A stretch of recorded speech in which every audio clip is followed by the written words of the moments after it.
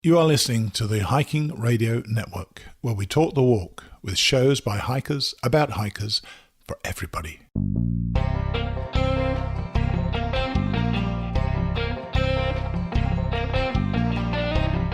This is the Hammock Hangers Podcast, where we hang out and talk about everything from hammocks and hammock camping to the group hangs from around the country.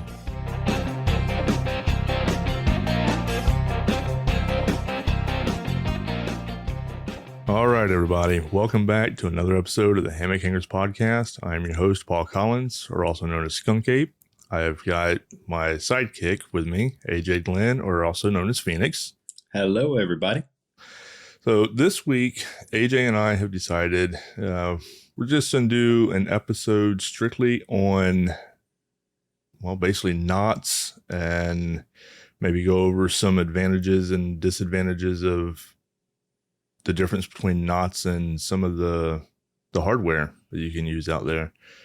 AJ and I both have, we use both of them, both ways while we are out hammock camping, whether it's, some of the Dutch bling or the buckles from Autumn Outdoor Gear or something like that. But there have been times that we also, run into situations where we need to know how to tie certain knots. And so we're going to go over a few of those that we use sometimes while out hammocking.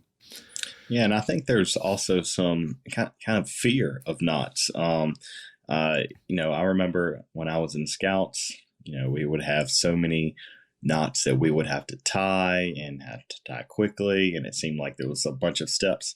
A lot of these knots that we're going to be talking about today some of them are really, I don't want to say idiot proof because, but I can definitely say that there are maybe like two steps. And some of these knots you might see, because obviously with it being a podcast, we can't show these knots, but we'll have a list of some resources that you guys can go and check these knots that would be easily seen.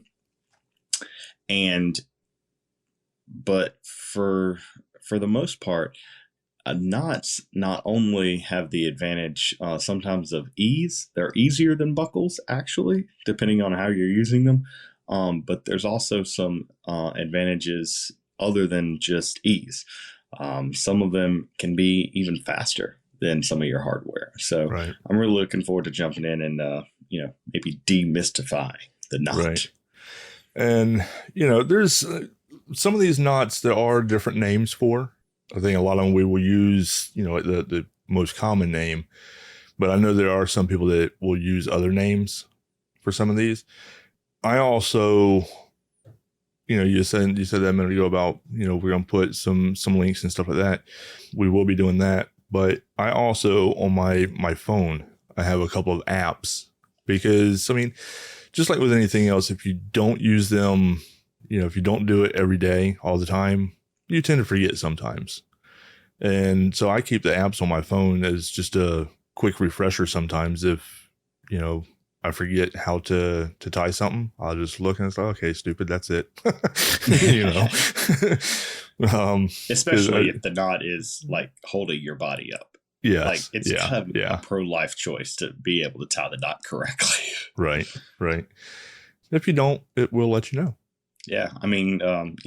You can test it out, but I guarantee you gravity will still work. Sure. Always does. So which knot do you want to go over first, AJ? Well, I think the easiest one, and it's a knot that I think a lot of us make use of, and we may not even know it. And this is probably one of the easiest knots that we have on our list. And that is, it's either referred to as the girth hitch or the lark's head. Okay. Now, for most of us, that use gathered in, which I would think in the hammock community is the overwhelming majority, you're going to use a girth hitch or a lark's head. And even attaching some of the suspension to my bridge hammock, I use a girth hitch or a lark's head. And this particular knot is how your continuous loops are fed through the loop fed through the channel of your gathered end and kind of sealed off that creates your suspension. Or if in the case of the warbonnet blackbird, that's how the continuous loop is connected to the kind of balled end of the gathered end of that hammock as well. And it's also a really, really easy way to attach drip lines to a suspension that you need a water break on. A lot of people use cotton shoelaces, and they will just fold them over and larks hit it right onto their suspension, and that creates a very effective water break in the case of a heavy rain. Yep. Yeah, I've used it several times. Actually, I think I even mentioned a minute ago, a lot of times I even use it on my tie outs. Yeah, going down to my tent stakes. It's a very versatile knot and a very, very easy one to do. Yep. And I'll attach little mini Zinget loops to my ridgeline using a girth hitch or a lark's head, just as little mini attachment points that I can hang, my glasses or, some other random piece of gear. And it's just a great, very secure knot that's just kind of looping it over on itself. Yep. It's almost as easy as an overhand knot, which is actually a knot that we're not talking about, but spoiler alert for you overhead knot fans out there. Right. All right. Well, number 2 is a knot that both me and you use every time that we hang. So what's that knot, Paul? Which one are you talking about, AJ? Oh, well, I'm talking about, the one that holds our butts up in the air that both me and you use on a regular basis. Talking about the Beckett hitch? I'm talking about the Beckett hitch. The Beckett hitch, yes. It's got to be my favorite hammock knot just ever. Especially, well, I'll add that with a caveat. It is my favorite knot to use for suspensions now that we have our all-in whoopies. Yes. That we can have an easy break of that Beckett hitch. If you use a Beckett hitch on a regular continuous loop, which you can totally do, it works amazingly. However, with the way that it ends down, it narrows down into that point. It can be very difficult to untie in the morning after you've hung in it all night. But if you use something like an Evo loop or a universal loop, or if you're one of the few people that have picked up one of our all-in whoopies, that knot comes apart stupid easy. Right. It's also really easy to tie. Designed it. Yeah. It's also really easy to tie. It's very versatile. You can use it for polyester webbing. You can use it for Dyneema webbing. You can use it for mule tape. I think there's a way that you can use it even if you were just using Amstel. I think a lot of people think Amstel is going to be too slippery, and I would probably add a few more loops if I was trying to do it with Amstel, but I think you could. I've personally never really tried it, but I don't see why. Sure I don't see why you couldn't. I mean, like you said, maybe add a couple of little half hitch knots or something, out after it just as backup. Yeah, but I don't see why it wouldn't work. And again, it's a very simple, easy to tie knot that can really help you lighten up your suspension because you can really rely on just your continuous loop and some webbing. Right. Less to lose, less to pack. Right. I mean, I think the only not benefit, but the only pro that a buckle or something would have over, the Beckett hitch would be that, with, like a buckle or something, if you have to adjust, you just kind of pull a little bit. Whereas the Beckett hitch, there's been a couple of times where, once we set the hammock up, get in the hammock, it has a little, it's a little lower than what we want.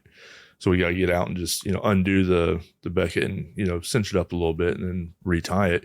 But it's, like you said, super stupid easy to tie.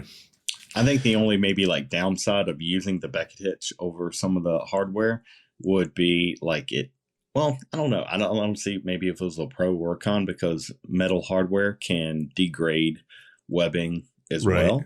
But especially if you're using it on a continuous loop, you're going to get some wear on your continuous loops. You may get some wear on your webbing. Right. And so you may have to replace your webbing straps maybe a little bit more often. But I mean, webbing's pretty cheap in the grand scheme of things. Now, also with the Beckett hitch, though, there's a right way to do it and a wrong way to do it. Yes, there is. Depending However, on- it is a gentle letdown. Right. So the right way of doing it is once you run it through the loop to take it around that loop to tie it versus on the upside. Yes. Does that make sense? Am I saying that in a way that makes sense? I think I would get it because I've done it that way, and Right. gravity still works. Right. Very slowly. I've done it that way too. I don't know if I'm like It's translating correctly, from audio. but But look it up, guys. Look up the correct way. Don't look up the wrong way. yes, that's it. All right.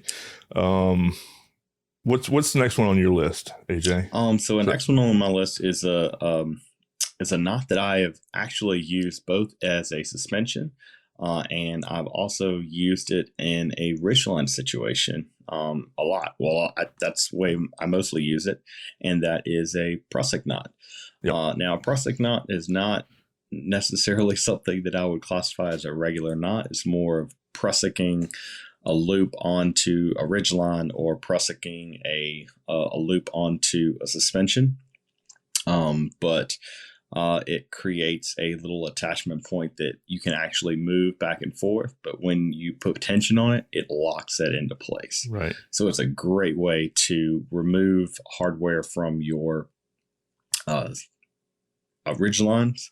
And it's also another pretty cool option for using on straps as well for a very pretty easy adjustable suspension option. Right. The prusik or prusik, whichever way anybody wants to pronounce it, because it is pronounced both ways, I think. That it's more of a not hitch. It's actually a hitch that once you put it on, you generally leave it on. A lot of people use it for their tarp. Yeah. Their continuous tarp ridge line. That way, you can also use it on your tie-outs as well. Yeah. It's a very easily adjustable way of, cinching down your tarp lines. Right. And again, it's something that you just put it on, and once it's on, it's on. Right. You're not having to undo it every time. Yeah. Like it's lot almost of these like others. a metal-less hardware, I guess. Yeah. That would be say. Yeah. Yeah. But now, with that being said, with the prusik, generally you want your material, your line or whatever of the prusik to be smaller than the line you're going around. Correct? Correct. Because you want your prusik loop a little bit smaller because it'll bites better. Yes. Yeah, if they're the same size or the prusik loop itself is larger than the continuous ridge line, it usually tries to slip some. Yeah. Another way to kind of mitigate that is to add more loops to your prusik, but there becomes a state of diminishing returns with that because I remember when I first started, I would do like 7 loops around and it would lock into place. But the problem is it would lock into place. Right. Like there was no adjusting. Yeah, I think I generally was using the same diameter zing it for both. But I think in a general term, especially if you're using for weight bearing, like your weight, right. I would say definitely use a smaller diameter for your prusik loop on your main line. Right. I generally do about 4 loops whenever I do mine. Yeah, I think I'm down to like 4 or 5. Yeah. Yeah. Spoiler alert, 7 will lock into place. 4 or 5, not 7. experience talking there. Yeah, it's a pain in the ass. All right. So our next one that we will talk about, I don't know if this is in order of yours, because I know as we were writing these down, Right. we both went different orders. But let's go with the trucker's hitch. Oh, the trucker's hitch. I think this is probably one of the first knots that I learned how to tie very early in my hammock camping journey. Because, I was in Scouts and we did a lot of knots there. However, I forgot most of them, Right. with the exception of maybe one or two that I use on a semi-regularly basis. Right. And a trucker's hitch was kind of really cool because I was able to hang a continuous ridgeline, continuous ridgeline without hardware. And it was really nice because I could really, crank it down and get that line nice and taut, so my tarp would stay up. Yep. I think I've talked about it. I know I've told you about it, but I think I've talked about it on one of the episodes also about my AT hike. The poor guy that made it to camp that one night and tried to put up a clothesline so he could dry all of his stuff, and as soon as he stuck his stuff on there, it just all fell to the ground. What was the trucker's hitch that I had taught him while out there? I actually started off with the one end being the what knot was that I used? I can't even remember now. That was what I taught him out there was the trucker's hitch. And then that's a great little knot for if you're looking at a line, like either a continuous ridge line or a clothesline. Yeah. It's also really handy. It's maybe a little bit more complicated or maybe overkill for like your guy out lines, but you can totally use them for guy out lines as well. If you really crank down, if you really want a really tight connection that's going to hold. Yep. And very easy to untie as well if you do a slippery half hitch at the end.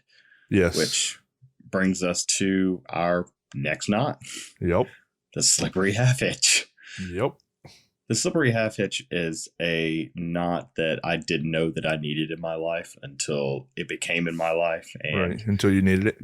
Now I needed it. Yeah. I will never let this knot go. This is near and dear to my heart, because it makes your life so much easier in so much different applications, because you can really add a slippery half hitch to most any other knot to make it, one, easy to tie, and two, easy to untie. And I think for most of us, we don't have trouble tying a lot of knots, but the untying, especially if you've put a lot of weight on them through the course of a night, like in the case of a suspension knot, or with the really thin diameter zinget, it can kind of be a pain in the butt to untie too. So when you can just pull one string out and the whole knot comes undone, it's such a sigh of relief.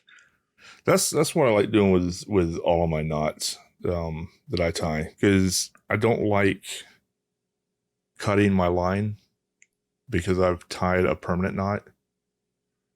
So I try and use as many knots as I possibly can that all I got to do is, pull an end and it undoes the whole thing. I still have every bit of my line without having to cut it.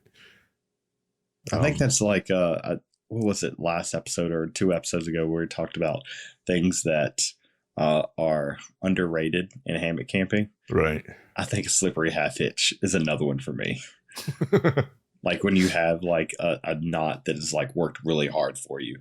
Right. And then you just pull it and it just all comes out nice and neat, and you can just wind everything up versus spending 10, 15, 20 minutes trying to get this tight overhand knot out of your ridge line or tarp guy out lines. Yeah, I don't know about you, but I'm just kind of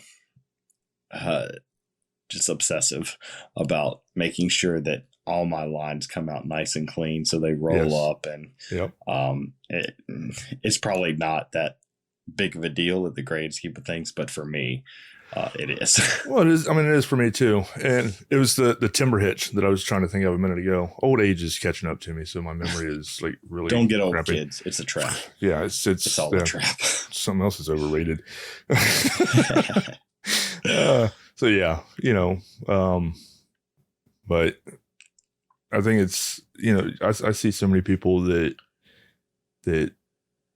you've heard me say it on here before. If you can't tie a knot, tie a lot. And usually they tie a lot, and then they can't get it undone, and then they end up cutting it, and now they don't have anything to use later. So yeah, I'm big at being able to reuse. So the next knot on our list is kind of like a love-hate knot. I think I was really, it was like a supermodel. Like when I first saw it, I was just like, oh, this is wonderful. This is awesome. And then like I tried it a couple times and I realized there's got to be better ways to do this. And that is, and we might get a lot of hate from this, but I'm not a huge fan of this knot, but it is the Marlin spike hitch.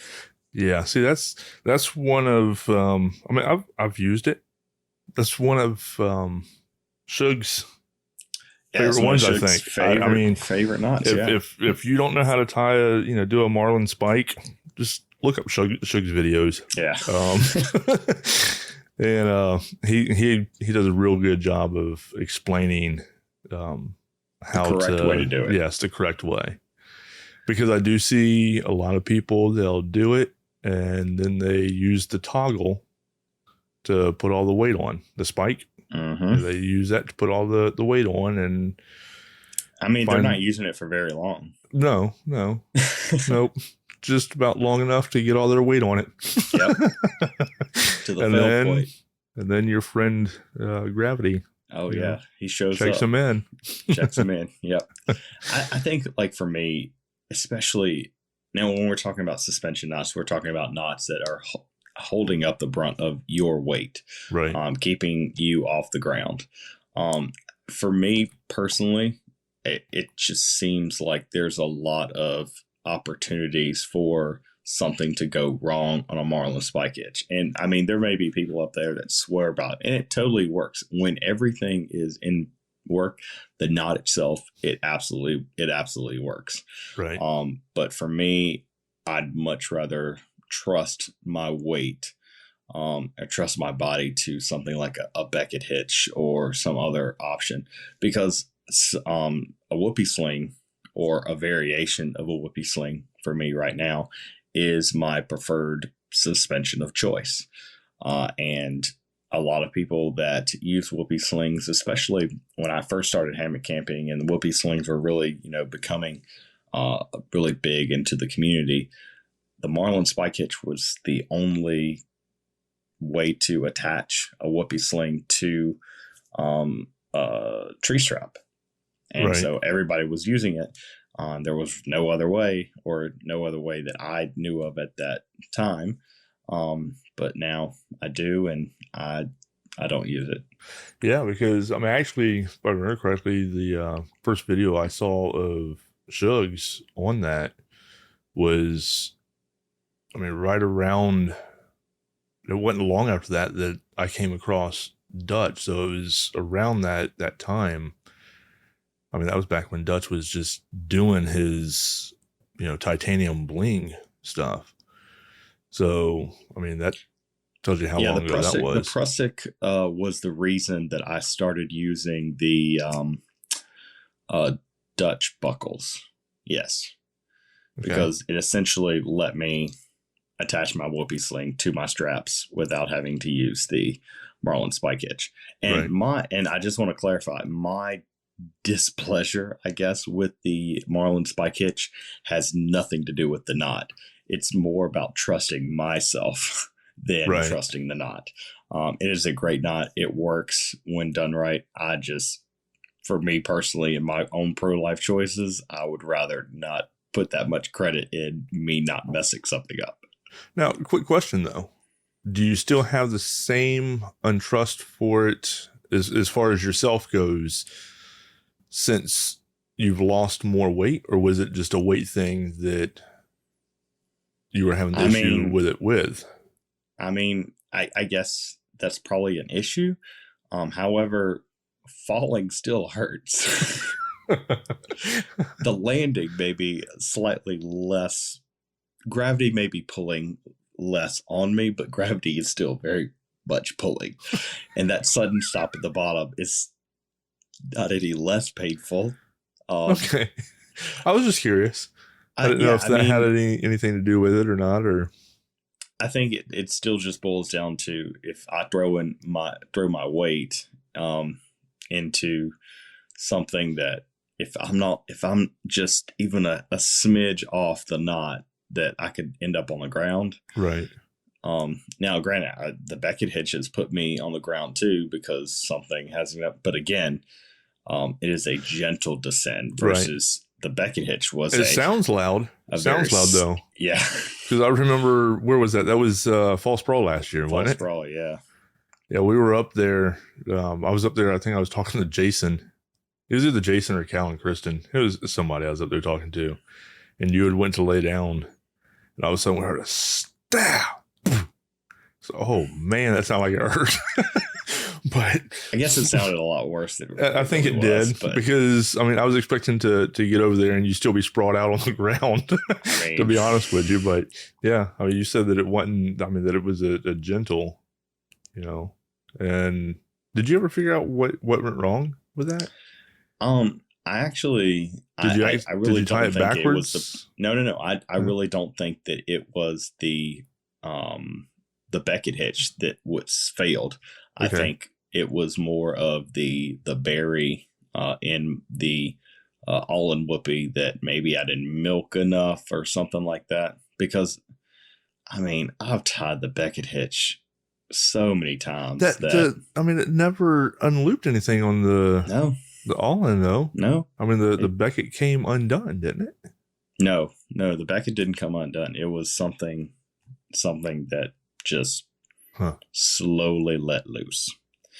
However, the aluminum arrowhead shaft or whatever that I was using in the Marlin spike hitch, that exploded. That was not a slow descent. That was a very quick stop. But yeah.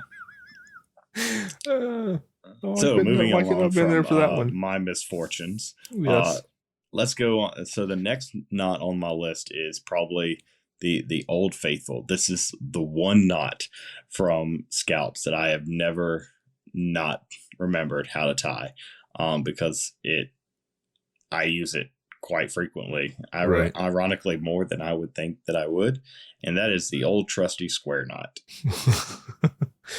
You know, it's funny though, because you said that, you know, about never getting wrong. I've actually tied it backwards and ended up with the granny knot versus the square knot. And again, it lets you know that it's not tied right. So, like, for me, like, here's how I remember it, and I have all this weird anecdotes of how I remember certain things, but I always, like, pick a side that's, like, my favorite, and I know that side is always going to be on top because it is the favorite side, and so that's how I remember it. So it's left over right, right over left, but, I mean, sometimes I forget my right and my left, so I always just pick a side. Like, this is my favorite. This is always going to go up top. It's going to loop under. Oh, it's going to go on top again. It's loop under, cinches up. That's also how I tie my bathrobe. So I don't know if that's an overshare. Yeah, it might be. Yeah, don't tie to the granny knot on that, please. Yeah. And they go wandering around. Yeah, never mind. But a square knot is also a really great, easy way to connect two pieces of rope together. Right. As far as a hammock camping application, I was at this one place called Bear Hammock in Citrus County, and we were camping, and the only place to hang at this place had this massive live oak tree that I had to loop around. I would say this tree was at least 15 foot in diameter, and my tree straps were just not gonna work out. And luckily I had a extra tree hugger, so I was able to tie a square knot so I could extend that. I was able to use those extended tree straps to tie, and I was able to easily untie them at the end, and it held up, because the purpose of a square knot is, if you tie it correctly, the tighter that you pull the two pieces of rope, the tighter and tighter the knot actually gets. Right. I've used it, had to use it a couple of times when I would want to put my tarp up in porch mode or something, and the tie outs not be long enough. So I've had to add on to my tie outs to get them, to go over my trekking poles to, hold the sides up. Yeah. And then reach back down. All right. Let's go with our next one. Let's go with the taut line hitch. Taut line hitch. This is. So I've used it a lot too on my tie outs. Yeah, it's a great knot to tie on tie outs. I think I don't know if any other knot that I would say that or another application that I would use for a taut line hitch in hammock camping other than guy lines. Right. But it is a great, really simple way to adjust your tie out lines, and it holds up. Right. Yeah, I've used it several times. It's great for, and to where you don't have any sort of hardware or anything on your tie outs. So I know a lot of times they have the little triangles that you can put on and stuff like that. But with the taut line, there's zero hardware, but yet you can still have that adjustment to get it tight and everything. Yeah. And your knots are going to hold up over time, where that plastic degrades, and right. It eventually is going to fail. But you're not. If it fails, well, you just retie it. It's not like you're right. Out of luck. Yeah, on a couple of my tarps on the tie outs, I have Nomatlaws and stuff, but they end up rusting after a while. Then I have to replace. Where taut line, don't have to. All right. Let's go on to our next one, which will be the clove hitch. So how I use the clove hitch most often is when I am wrapping up my continuous loop, which for me is about 40 foot of line. I'll cinch it together, and I'll hold the cinch together using a clove hitch. It's also another really easy knot to tie. You just kind of loop it over, cross it, and then loop it under the cross and tie it down. Yep. It's not going to come undone. It's really easy to untie. And it's a really great knot to have in your arsenal that you can use on the fly. Yep.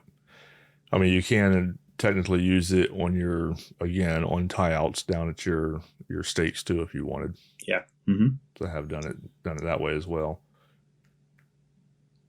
All right, and now we are on our last knot. This will be knot number 10, the figure 8 knot. I know you said you use this one a lot. I do use this one a lot, especially if I'm going out with a bunch of people that I'm having to provide setups for. Right.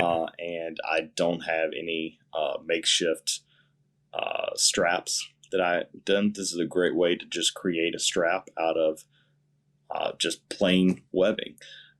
It holds up well. It creates a loop, and it's also pretty easy to untie as well. And a figure 8 is how I create the eye. I guess that the technical name for the knot, or the version of it that I use, is a figure 8 on a bite. But yeah, it's a great knot to tie a loop onto your straps without, because I don't know too many people that are taking a sewing machine out into the backwoods to sew loops together. You don't take one? Alas, no, I do not. I do not. That's funny. Yeah, I don't know that I've used that particular one a whole lot. A lot of times if I just gotta put a loop on the end of something, I normally just do like an overhand myself. Yeah, I did I would do some overhand knots and stuff like that, but I felt like the overhand knots sometimes would fail, or they would create a knot that You can't undo. That I can't undo. Yeah. Another good time to use the figure eight is if you're just making guy lines. I know that I've been somewhere and discovered, I haven't put guy lines on this tarp, or this tarp needs an extra guy line, or how many of us that have been on trips and someone has needed a guy line, or something breaks, so you've got to create one. Well, right. I don't bring my splicing tools with me either. So this is a great way to create a loop on the end that they can either lark's head to their tarp or to their stakes. And they can get them through until they can splice it themselves, or you probably just keep it just as a figure eight. Right. All right, so that covers our 10 most common knots. I would say definitely some useful things. So, why are you using knots? Like, if there's hardware out there, why are you using knots? Well, for me, I love my hardware. I really do. There are some great hardware options out there. I just think in certain applications, a knot is just better. Well, not just better on some things, but there have been times that actually where was it? Not long ago, I went somewhere and I just grabbed some of my webbing. I thought that it was the webbing that had some of my metal hardware on it, but it was not. Yeah. And so, I mean, if I didn't know how to tie any knots, I probably would have just done the whole, tying like 10 overhand knots to hope that it didn't, put me on the ground, and then I would have been cutting it off the next day and everything. So knowing whether you use them or not, no pun intended there, it's always good to know how to tie them, at least some of them. Yeah, like for example, the Beckett hitch. I would have the same problem. Like, I have a few hammocks, and I didn't always have, like you said, hardware, because I was using the Dutch buckles for the longest time. So that's kind of the ones that I would do. But I remember I had a couple trips like, I didn't pack the right straps, or I didn't pack the ones with the hardware that you were saying. So, what am I going to do? Or,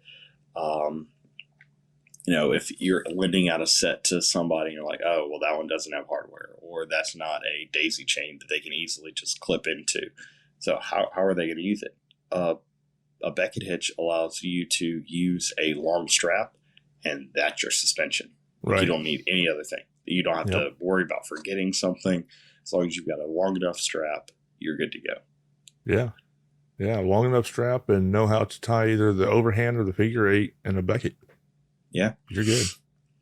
You're absolutely good. Also, like, now, I know, like, you use a lot of the Dyneema and a lot of the, the ultralight fabrics and things like that. And when you're packing that stuff away, the metal hardware can cause some issues. I mean, yes. I am extra careful. I try and be extra careful. Knock on wood, I haven't had any issues with, any of the metal hardware messing it up. But again, I am very cautious when I am packing, all my stuff up. But yeah, I mean, if I didn't, use the hardware, then of course using just, straight knots, I wouldn't have any worry whatsoever. Yeah, I mean, I would be very careful with my ultralight stuff as well. Right. But I just think I'm not like sometimes I just get going and going and going. So knowing me, I would probably just not think and cram something in and, end up putting a hole in something very expensive and I would die a little on the inside. Yeah. Yeah. I can definitely just see it happening. So like for me, I don't have to worry about that. The more that I use the knots that I'm using, but also I'm very forgetful. So the less that I have to remember, the better. And the Beckett hitch specifically allows that to be the possibility that I don't have to forget something. Right.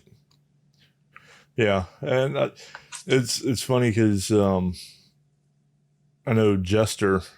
I've tried to teach her, a couple of different knots and everything, and I think she's very intimidated by knots, and I know a lot of people are. Yeah, a lot of people are. Yeah, and so of course she has, I set her up with, a lot of the Dutch bling and stuff like that, and I mean she loves it, but I still, like I've told her, I was like, having this is great, using this is great, but try and learn at least a couple for emergency situations, or something that might happen as a failure to that hardware when you're out somewhere.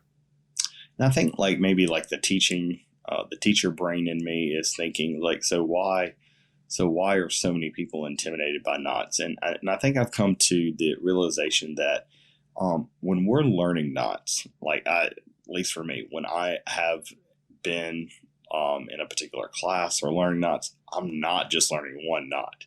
Right. You take a class and you're learning, 3-4 knots, different turns and different loops, and put this through this hole and put that. And then you have to try and remember what one goes with what and everything else. Yeah, right. I think that's a good. So I think good explanation of that. Yeah. Yeah. So I think if you are wanting to add more knots into your setup, which I really encourage you to explore. Even in your backyard. I mean, if you fall, no one's gonna hurt, no one's gonna laugh at you. Maybe your significant other, or maybe the squirrels, but but also look for knots that are not weight supporting. Look at knots to start off with that if you don't tie them right, you're not going to get hurt. We're using the word "knot" an awful lot in tonight's episode. We are. This is a not episode. Yeah. I think that ability to use them is very, freedom bearing, but right. I think a lot of people are thinking, hey, if I don't tie this right, I could get hurt. And that's what scares a lot of people off, especially if you're older or you've maybe had some back issues. Because again, the problem is not falling. The problem is that sudden stop at the bottom. Yeah, like quick jolt at the end. Yeah, but try some things out with a prusik knot. Prusik knots are just really cool. You can just throw them up and have extra attachment points. Put them on your backpack. Put them on your straps. Put them on your just throw some extra ones on your ridgeline, within your hammock, or hang your keys on something. That's a really cool way. And if it doesn't work out, I mean, what's the worst that could happen? Also, like your trucker's hitch, throw it up on a tarp. Play around with a taut line hitch. Try some things else. A lot of these knots are, you can set up for your tarp. I wouldn't do it in a hurricane situation, but if something's not perfect, it might be a little bit looser in the morning, especially if it's rained the night before, or just with dew or condensation or humidity, it's going to stretch those lines out a little bit, especially if you're not using a polyester or Dyneema line. If you're using something like was it paracord? Yeah, the paracord. Yep. That nylon is going to stretch. The pressing knots are a nice way to tighten those up after a while. But you're not going to get hurt if they don't work out. Right.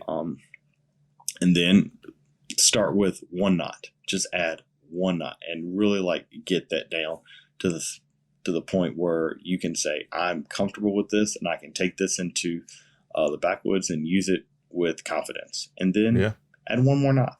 And eventually get to the point you're like, hey, this Beckett hitches, I want to try this. I've heard talking about on the podcast, or I've heard on Shug's videos, or I've seen other YouTubers that use it. Maybe I want to try that. And again, practice in your own backyard, and always hang no higher than you're willing to fall. And right. For me, that is not that high. About 18 inches. About 18 inches, yeah. If that. Even then. I get a kick, or maybe slight annoyance too. There's a big thing that's going around Facebook where these folks are hanging on lines over this very large gorge. And people are sending me this picture. I probably get it 4 or 5 times a year from different people. Really? I was like, hey, is this what you do? No. Got a little more intelligence than that. No, I have no desire. No, for one, I don't do heights. And my center of gravity has changed enough in my life that I'm good. And I just think, gosh, I just don't trust myself for that much. It is not the equipment. It's just, I don't trust myself to put that much credence in my own skills. Even with equipment, no matter the equipment that you can have the best equipment out there, but anything and everything is subject to failure at some point in time. Absolutely. So, no, I'm not gonna, no. I got a little more better sense than that. Not much, but a little bit, so. All right. We're going to go ahead and wrap this up. Didn't, your father-in-law, he's out somewhere right now, isn't he? Yeah, he's actually hiking on the AT right now. He is doing. I'm so jealous. Tell him I'm jealous. Yeah, by the me way. Too. I'm getting kind of the camping jitters again. He does a lot of section hiking, and he just recently finished the entire trail in Georgia. Now, he's been working on it for a couple of years, right? And he is moving into Tennessee, North Carolina. I know he's done a lot of the Smokies too. He was actually on Sassafras Mountain just a couple days ago, and he has been doing some hammock discipling. So he hammock discipling, huh? I told him he doesn't have a trail name yet, although I liked Gravity Check for him for other stories that he's had, but nothing has really stuck. So I told him that I would just start calling him the Hammock Apostle. He has been out on the trail, and he said that he is pretty sure that he has sold 2, 3, or 4 bridge hammocks while he's been out. People looking for something other than sleeping on the ground.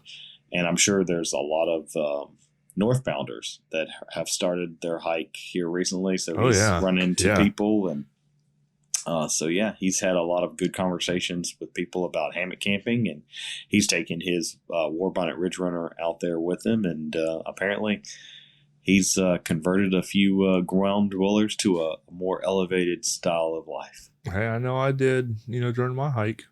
I sold 6 to 8 that I know of hammocks while I was out there. And that was actually the Clark hammocks. That's the one that I was using out there.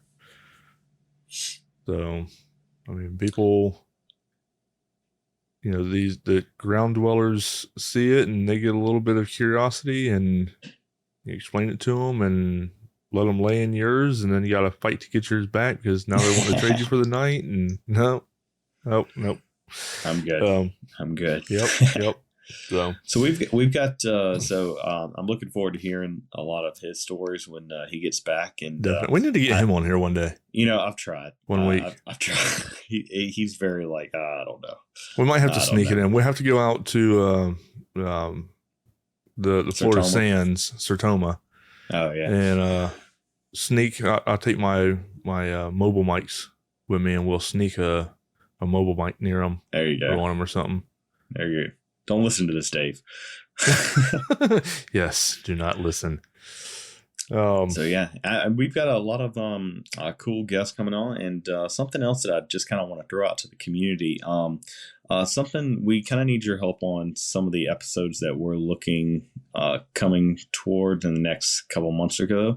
We want to do a series of interviews with some female campers, female hammockers, because we know there are a lot of not necessarily issues, but different hurdles that female hikers or female hammockers kind of have to deal with that, for lack of a better term, us guys don't necessarily think about or have any experience with. So Right. If you have some ideas of something that ladies out there that you want to talk about, just give us a holler.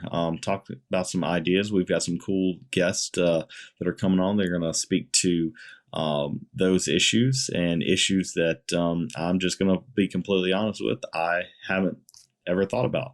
But some of that came to the forefront over the past couple of years. My wife has gotten into camping or hiking longer distances, and she's talking about doing a 14er again this coming summer. And I know some of the things that she has talked about or being concerned with, I would have never thought about. And so also this year at HangCon, it was really cool. We had a very, very large population of female participants that were coming in solo. And hearing some of their conversations of maybe things that they were concerned with would have never come across to me in my adventures. So we want to kind of talk about that, and because we really want to get that population represented in our information as well. So if you would like to come on or have some information or even have some questions that you would like to ask some of our seasoned female hangers, just send us a message or throw us a comment on YouTube or send us a message on Facebook, and we'll see if we can get those questions or comments posted to our interviews. Yep. I'll put the email address in the show notes as well.